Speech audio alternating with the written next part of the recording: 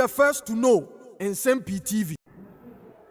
Yana nanom ana de bia omata ka nsem se so wo hoi ekurade a enkwa entumi enje na eyampa nso se ehwe asemba ako ana news a ababeto dwa a Ghana enebege se parliament kura enam so ayedin efa the untimely death of Ernest Kumi, the member of parliament, the late MP for Akwetia.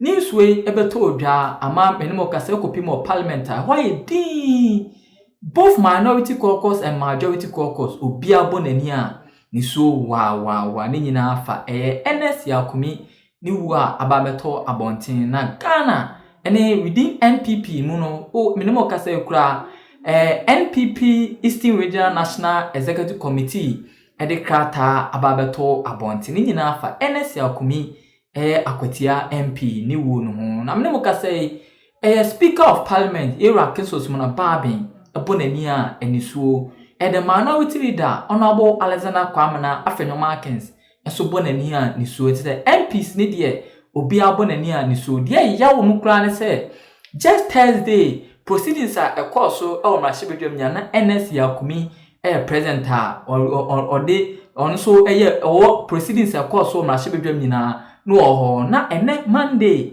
2 pepe na 2 kura amo yenkwate a Ernest Kumi atwa nananom awonse do ana wadane bonkum so no de bia yeye pa mamika ne sa na Nsem-Pii yenjebre yenkwate reporter about reported live efum na shebedwam ba bre why di na ene reporter esafi Ernest Kumi ene family house Akwetia Eastern Region and so ba yenjebre yenti nsem nyina emra cause ade ya minimo kase de NPP amanyoko no ayemu ye pa kase within Ghana as a whole ayemu ye pa efa Ernest Kumi ni wo ababeto abonten yenjebre yenti report ni nyina emra.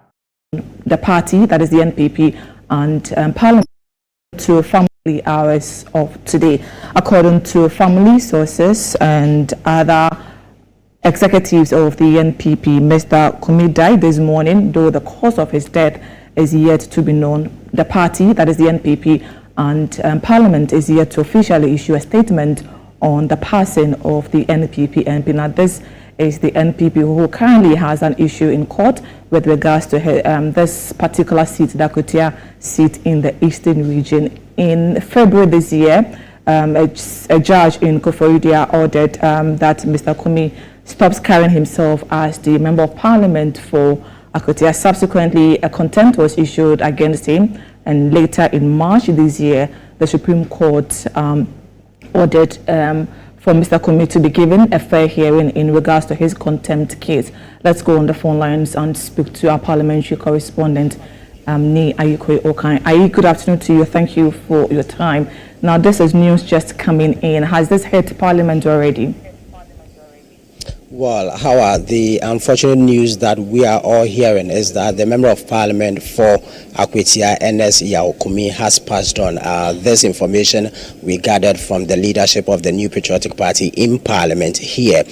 What we have also gathered is that they are in touch with the family to know exactly what went on. And unfortunately, we actually heard the news just some few minutes ago. However, sitting hasn't started yet. We are expecting proceedings to commence at 2 p.m. This is an MP that was in the House just last Thursday, and information we have also gathered is that he was even on some media platforms for discussions during the holiday that was on Friday. So it comes as a shock that just this morning the demise of the MP is heard all over.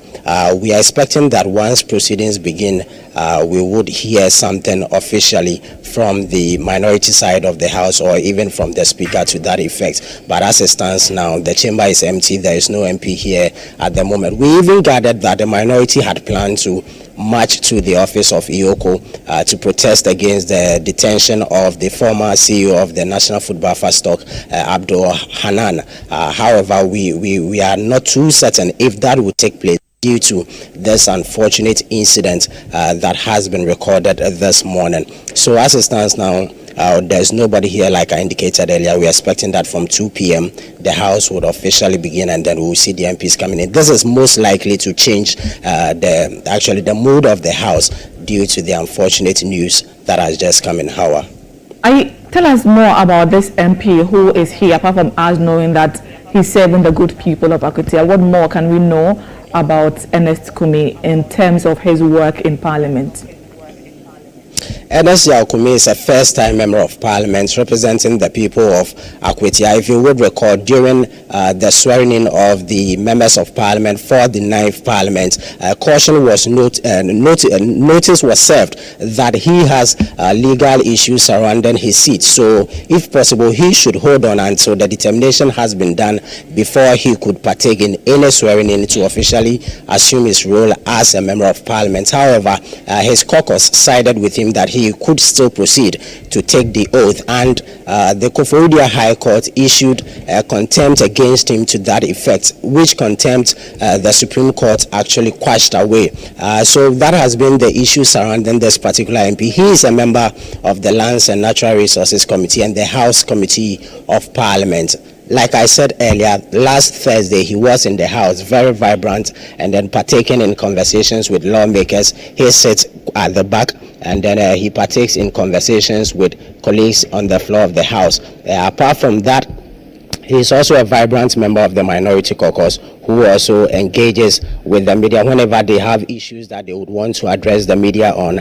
You mostly would also see him take part in such activities. How? What does this mean for the sittings of Parliament if officially it comes to the Speaker and thereby an announcement is made on the floor of his demise? What does this mean to the work of the House going forward?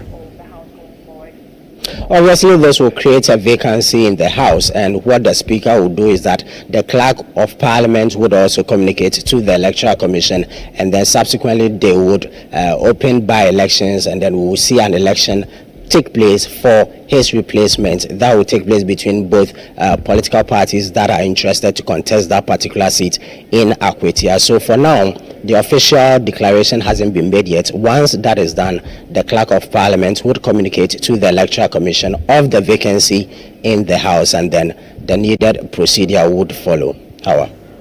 Sittings, you told us, is expected to start at 2.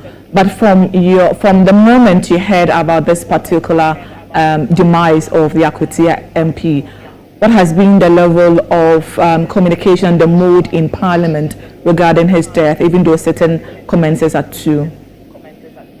So once we called some of the New Patriotic Party NPP members of Parliament to seek confirmation from them, most of them were very down in their tone. You could tell that they have been hit very hard by this particular news, and most of them were very down in their tone. They are very sad. You could tell from their tone that it is an unpleasant news that has hit the Minority Caucus of the House. Besides, there are only 88 in the House, so losing a member, of course, would also be a big blow to them. So it's not one of a pleasant tone here in the House at the moment. It's quite a sad scene all over, and it appears, or it most likely would be the mood of the House when proceedings officially begin at 2 p.m. Now, before we let you go, today sitting start at 2. How is it going to change? Is there going to be any difference in the way Parliament will conduct its business, looking at the fact that one of their own is passed away? Well, so that will be at the discretion of the Speaker, Alban Bagbin. If there is the need for the House to adjourn after a few considerations of legislative processes, the Speaker would adjourn the House until further notice. However, what we are expecting is that, like I said earlier, the mood of the House will change. Those who have heard the news and are yet to come to the House are likely to wear black attire from the minority side to show solidarity with the demise of their colleague, and probably from the majority side as well. You could also see some of these MPs who would also be adorned in black attire just to mourn the passing of their colleague member of Parliament for Akwatia, Ernest Kumi. sometimes it could also be that there wouldn't be any official communication today, because if the speaker hasn't received any official communication from the family, he could also hold on until there's that official communication or confirmation from the family before he would also make that known to the House. But if the minority side or the MPP side of the House have also had any official confirmation, that could also be done by the minority leader, Alexander Afenyo. Grateful for your time. Ni Ayuko Yokan is our parliamentary correspondent. Let's go live to the home region of the departed Akwatia MP, that is the Eastern region. Neoni Amate Kanako is our correspondent in that particular region. Kanako, thank you so much for your time. This is a sad news coming in just this afternoon. Tell us what more we have to know. Thank you very much, Hawa. It's quite an unfortunate news we are hearing this afternoon from the Akwatia area with regards to the unfortunate demise of our very own brother Ernest Kumi. Now, just last week, Ernest was seen visibly in public at a funeral with the Member of Parliament for Ayensuano constituency, that is Honorable Ida at Suhum, when they attended a funeral of a member of the party in the Suhum constituency. And the news that I'm picking in indicates that Ernest yesterday just returned from Kakrade on a trip. I just got off the phone with the regional secretary of the party, that is Tony Osei Ejay, who also told me that he's also been in touch with his constituency, the Akwatia constituency chairman, to also verify the exact thing that really happened, what really caused Ernest's unfortunate demise. Now, we are also trying to get official statement from the family and an official statement from the party in the region as to what really happened to Honorable Member Ernest Kumi. Now, Ernest, prior to his unfortunate demise, we all know was a member of the NPP communications team in 2020, where he tried contesting for the parliamentary seat. Now, he was very successful, that is in the primaries, or seating Amase, who happened to be the member of parliament from the NPP side. But unfortunately, during the 2020 general elections, Ernest Kumi lost the seat to Henry Boache, popularly known as Ukoyo, and Ernest vowed to bounce back and recapture the seat, which he successfully did in 2024. So he's been trying his bit and his best to ensure that he keeps the seat for the New Patriotic Party, where he started some projects in the constituency as we speak now. This news is quite an unfortunate news. All the calls I've made to the Akwatia area indicate that the whole place is calm now, as people are trooping into his family house to also verify for themselves that this unfortunate news that we've all heard this afternoon, Hawa. We know that Akwatia seat is one of the key constituencies to look out for during elections. Now, during the last elections in December 2024, was identified as one of the flashpoints that the police were looking out for. Tell us about this particular constituency. Now, it's a swing seat, which means it goes either ways. But tell us about this particular constituency and how Ernest Kumi became their member of parliament for the NPP. Yes, definitely. Akwatia over the years has been a swing seat in that particular area. The indigents, that is a resident in Akwatia, they have this mindset that when they decide to move to this particular area in terms of politically, they all try and vote to that side. So we've had incidents where the people of Akwatia have decided that this time of office we are all moving to the NDC, so they vote skirt and blouse. They will choose a member of parliament for that particular area, regardless of what the regional or the national party people would say. We've seen the seats swing from MPP to NDC on different occasions, and it wasn't even just with the last election. We had the same, because Henry Boache Adam took over from Amase, who happened to be who also took over from Baba Jamal, who was on the NDC side. Now Amase held on to the seat for a term, and then Henry Boache Yadom came and then also captured the seat from Amase. Now Boache was also went for a first term, and then Ernest Kumi also came in to recapture the seat back for the NPP in this regard. So people of Akwatia are really sad with this particular situation. But regardless, we are trying to see how we'll get the real confirmation from the family. Akwatia have a number of issues which also decides on the side in terms of politically where they would want to go to. So they would want to give a government maybe first 4 years for them to know what the government will do for them. Now, if this government fails, they don't have anything done just to switch to the other side. So Akwatia seat has not, nobody can really say that the Akwatia seat has been a safer place or a safer zone for them or a safer seat for them because the people really decide in unison where they would want to move in terms of politically at every 4 years.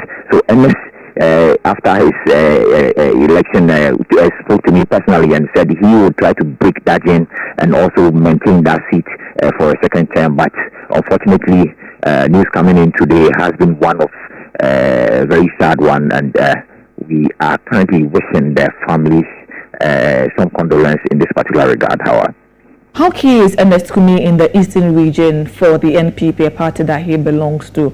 And with his demise, how is the NPP going to keep up in maintaining that particular seat? Ernest was very pivotal, especially in the 2020 elections, because he was seen moving from one television station to the other, one radio station to the other, championing the works of the NPP in the country. Now, even in the region, he's also very vocal in the region, attending party functionaries, going to events, and also trying to move with the test cons, various test cons we have in the eastern region. So you have the Kufrodia Technical University organizing programs, and Ernest will be on the bill speaking to these young people, encouraging them in the area of entrepreneurship and other areas. So Ernest has been very pivotal in this region. Now, because of his young and vibrancy, he will be somebody that the party would really miss going forward because he appealed to a lot of people as very young, and he's also been telling them when he came to Kufrodia Technical University for a TESCON event, he also told them that all the students can be like him if they are able to remain steadfast and go for what they want. He used his 2020 case as a scenario for them, indicating that he tried, he failed, but the next time he went in 2024, he was very successful.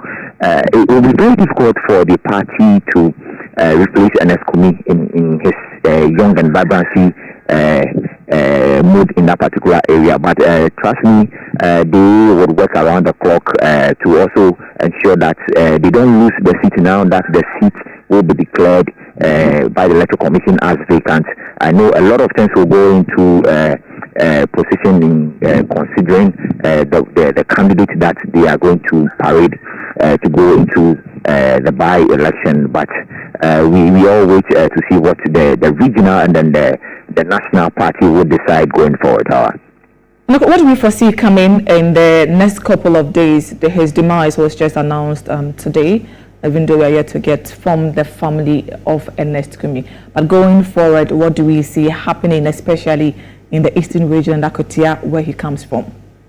So the regional executives will be leading a delegation to officially commiserate with the family, and after that they will also get a delegation from the party headquarters. The national level would also come in. They will issue some statements, and a date will be set together in consultation with the family for the 1 week observation of where